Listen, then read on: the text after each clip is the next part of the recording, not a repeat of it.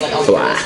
Do you think with Finn's having a gay son, do you think the show did a good job of how long it would take a hard-boiled cop to be accepting of the son? A straight father. A straight father who doesn't know his son that well and to have to accept it. Yeah, they let it play out. And you know, the thing of it was is Neil, who wrote that, they asked me, they said, we're gonna throw you a pitch, Ice. Your son's gonna be gay. How are you gonna handle that? And I said, well, let's just see. We'll handle it the way I would normally handle it. And they wrote it so right, you know, that it just worked. It just worked. It's like, you know,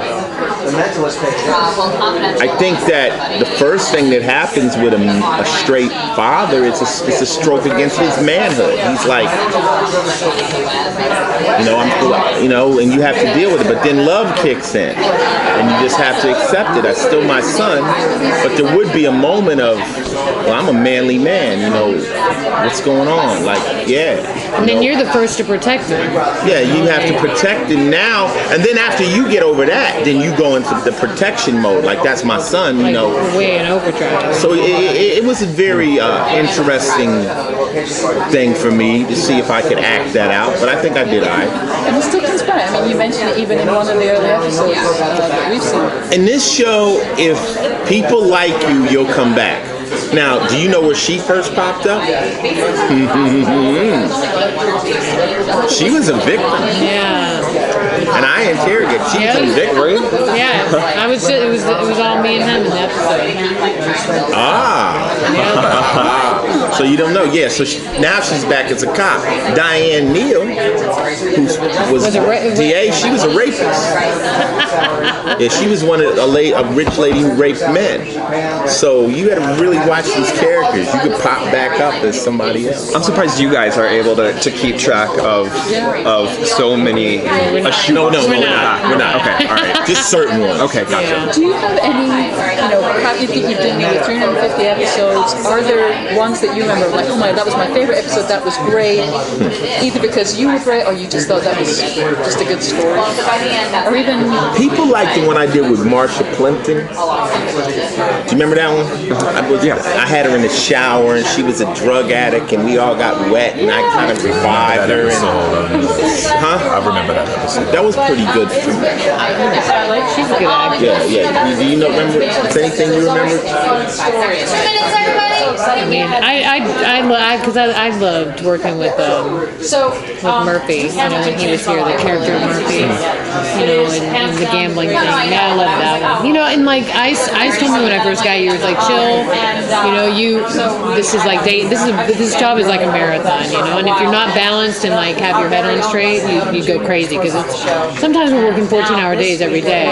So you chill and you wait until they throw you a bone. And Warren and Julie have thrown me a couple of great bones. And then you just turn that shit the fuck off. Yeah. There's a scene when her and Danny were in there where they were yelling at each other, and I was like, whoa, it looked like they was really fighting. I like, just her, let me tell you about yourself, and she went and she was, and I was like, they wrote that?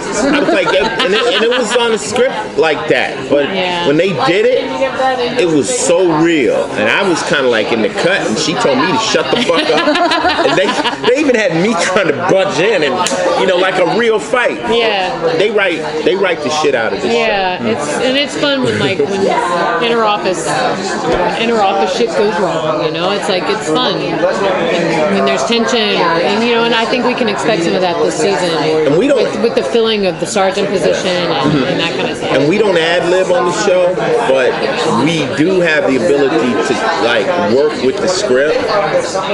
Like, I'm not good off the script. I'm good when we rehearse. Once we rehearse, I'll be like, that don't really make sense. It'll until it's on its feet, so to speak. You'll go, and then sometimes the writers go, it doesn't. And then they let us. But that's what's great about not having writers or a home base in LA. We've got everybody here. The writers' room is right there, and if we've got a question, they're sitting right there usually, and we say, "Look, can I have please? And they're like, yes. Let's give us something. Give us something else to do. So. What should we look forward to for both of your characters this season? Ready for this? We have no fucking we have no idea. She is gonna have the baby. That is scripted into the show. Do you know when that happens? No idea. Okay. No idea. No idea. Hopefully I don't die. Yep. Yeah, let's hope that. Yeah. Let's hope that. Other than that, I can do the rest. I'm willing to do the whole season on a stretcher as long as I'm not dead. I was on a soap opera once, and like you wanted to be in a coma because that way you got paid to be in the episode, but you didn't have to remember all the lines. Like, Ice talking with his foot. No, we have confidence that they will. You know, the good thing about this show, we're going into season 17. We know they want to do season 18, so we just have confidence they're going to write good shit and bring the right guest stars in, and just, you know, we're not steering this ship. We're just, you know, the puppets in the blood. Do you guys worry, because how appetizing would that be to kill off, you know, a favorite, to kill off a fan favorite? So do you worry about that? Yes. Yeah. Whenever I read a night, like if I get shot, I'm really quickly turning back. Oh shit, he's breathing. He's got it. There's a pulse. He's gonna be all right. Thank you guys. Thank you. You guys have been great. Thank you.